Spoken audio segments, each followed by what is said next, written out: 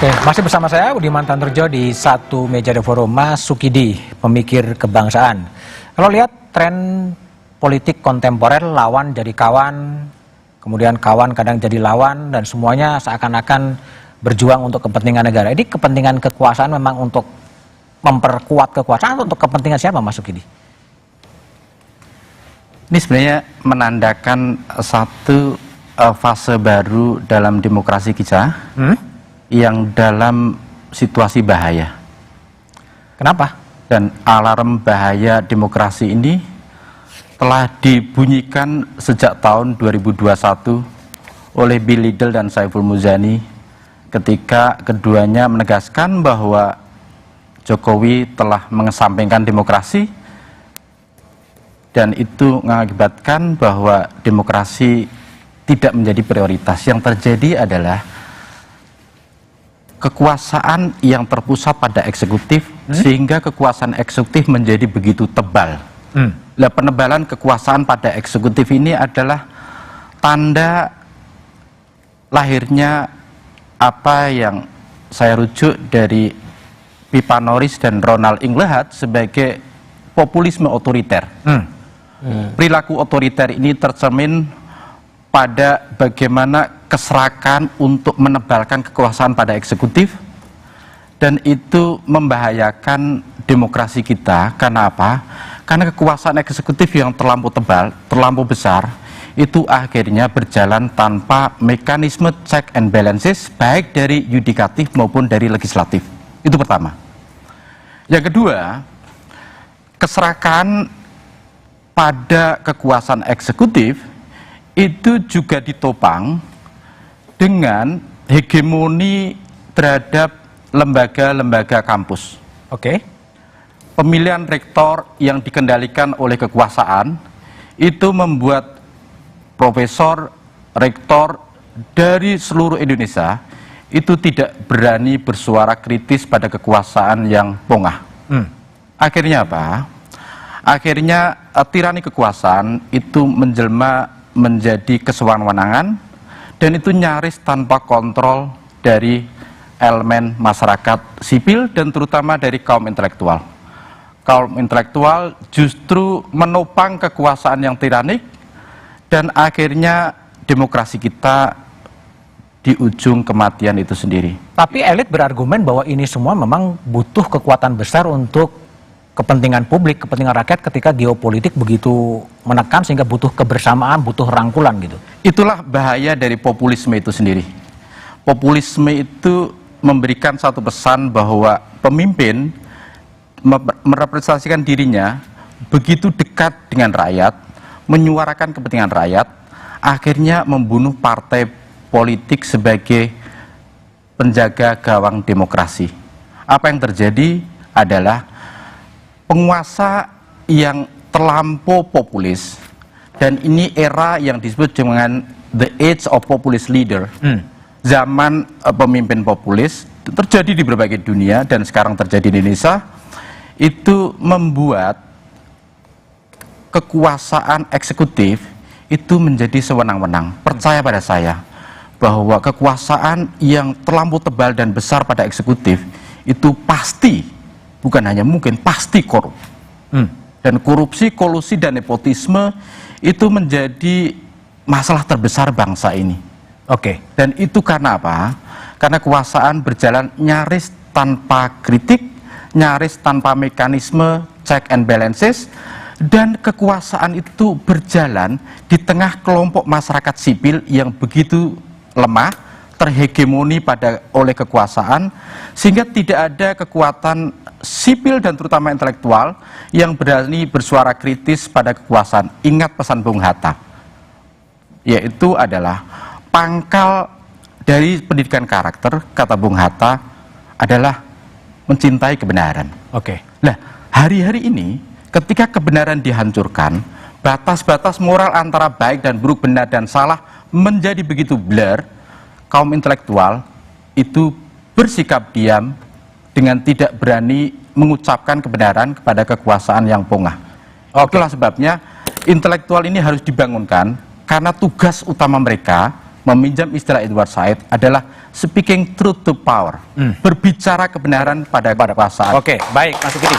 Mas Biadi, pertanyaan saya gini, kalau memang betul keinginan adalah merangkul semuanya masuk, tapi kan undang-undang Kementerian Negara itu kan membatasi kursi menteri cuma 34. Kalau ada wamen ya tambah 34 lagi jadi 68 gitu. Itu gimana mengakomodasi itu? Ya, itu kita jangan berandai-andai lah ya. Jangan berandai-andai. Jangan berandai-andai. Bisa permasalahan pos kementerian itu kan masih menjadi sesuatu hal hak prerogatif daripada presiden. Oke. Artinya tidak bisa kita membatasi pada saat ini berapa dan berapa jumlahnya. Jadi artinya di sini bahwa identik daripada koalisi ini kan selalu dikatakan adanya pembagian menteri. Oke. Tetapi kalau kita melihat bahwa awal pertama kali sekarang ini Pak Prabowo kan menyatukan dulu visi misi terhadap pemerintahan baru ini. Keberlanjutan dan juga penyempurnaan. Oh. Nah, ini kan dari awal Pak Prabowo mengatakan bahwa keberlanjutan dan penyempurnaan. Penyempurnaan ini masuk menarik yang berada di luar ya, menyuarakan perubahan itu ya? Enggak. Penyempurnaan dalam pengertian apa yang sudah dilakukan oleh pemerintahan Pak Jokowi sekarang ini akan disempurnakan. Nah, salah satunya yang disampaikan oleh teman-teman dari PKB mengenai masalah perubahan itu bisa juga masuk kepada penyempurnaan yang akan dilakukan oleh Pak Prabowo. Makanya kan pada saat disampaikan kepada Pak Prabowo dari Gus Muhaimin itu adalah merupakan jadi sekarang kesinambungan dengan perubahan gitu jargonnya? Bukan, tidak ada perubahan itu, penyempurnaan, tetap penyempurnaan. Oh, tetap penyempurnaan. Tetap penyempurnaan. Okay. Nah, jadi kalau kita melihat seperti itu, artinya bahwa penyatuan daripada ini adalah, kalau kita lihat juga koalisi yang sekarang ini yang ada, ini adalah koalisi yang Indonesia Maju, Kabinet Indonesia Maju yang sekarang ini kan sebenarnya juga ada dalam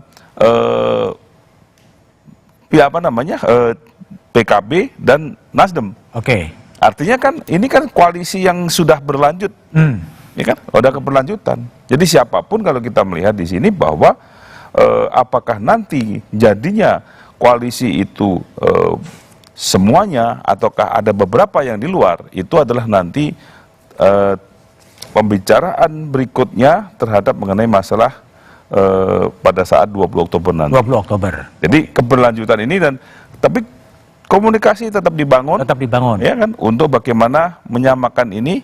Intinya begini, kita ini dalam koalisi, kita ini butuh yang namanya stabilitas. Stabilitas. Stabilitas politik, stabilitas ekonomi, stabilitas keamanan. Oh, mirip Orde Baru ya? Ya, permasalahannya kalau kita tidak stabil, bagaimana kita memberikan suatu pembangunan yang untuk kesejahteraan masyarakat dan keadilan masyarakat. Oke. Jadi kita kan bicara kestabilan, bukan kita sama dengan Orde Baru, tetapi kita memang butuh kestabilan. Kita lihat saja bahwa dunia usaha apabila tidak ada kestabilan politik, tidak ada stabilitas keamanan, itu akan kacau. Oke. Situasi global pada saat ini membutuhkan Indonesia ini lebih stabil karena apa? Karena secara global situasinya tidak baik-baik saja. Oke.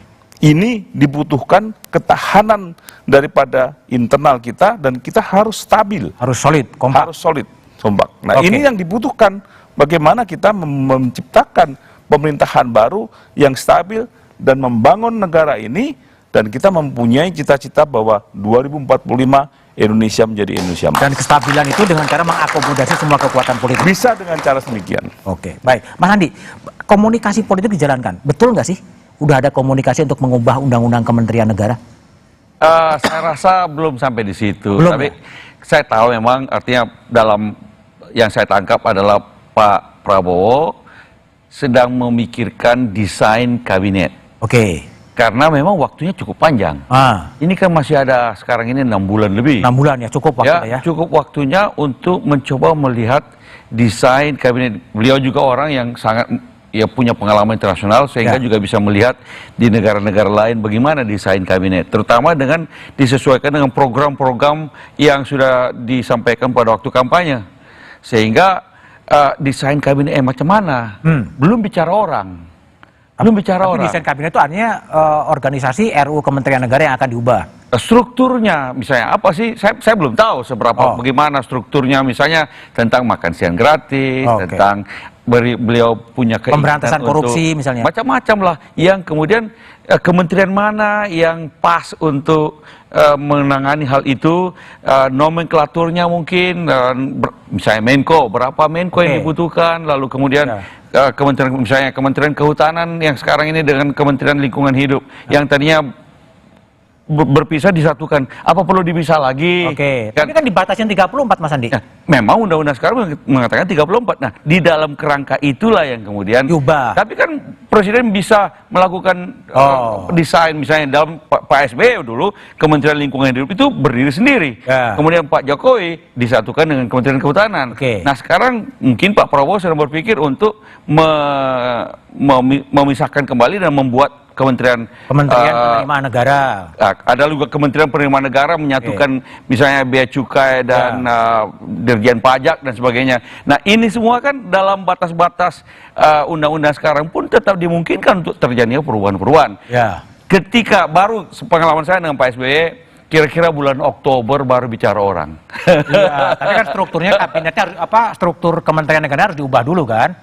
Kan yang 34 pun bisa berubah-berubah. Zaman Pak SBY kan tetap sama jumlahnya dengan zaman Pak Jokowi, tapi kan masing-masing presiden bisa membuat nomenklatur berbeda. Tapi perubahan itu untuk mengakomodir banyak yang diajak ya? Kalau soal banyak yang diajak saya belum tahu, tergantung dari Pak Prabowo sendiri, karena memang ada kebutuhan untuk memastikan ada dukungan mayoritas di parlemen. Mas Huda, jadi apakah memang juga sudah terdengar rumor bahwa undang-undang Kementerian Negara ini akan diubah gitu untuk mengakomodasi banyaknya partai-partai politik yang ingin bergabung dalam pemerintahan? Nggak dapat rumor kita. Nggak dapat ya? Tapi dibicarakan. PKB termasuk tahu diri lah. Jadi urusan itu sepenuhnya hak presiden, hak prerogatif presiden.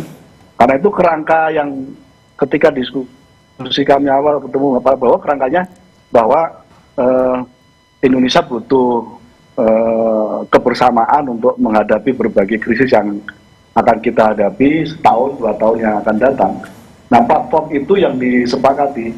Selebihnya, saya kira urusan menteri dan seterusnya sekali lagi itu ranahnya Pak Presiden dan mungkin juga menjadi bagian dari ranah koalisi Indonesia Maju yang sudah menjadi bagian dari kekuatan koalisinya Pak Prabowo. Jadi apakah sekarang ini koalisi Indonesia Maju itu masih solid gitu atau masih sudah agak tidak solid? Kita bahas setelah jeda berikut ini aja.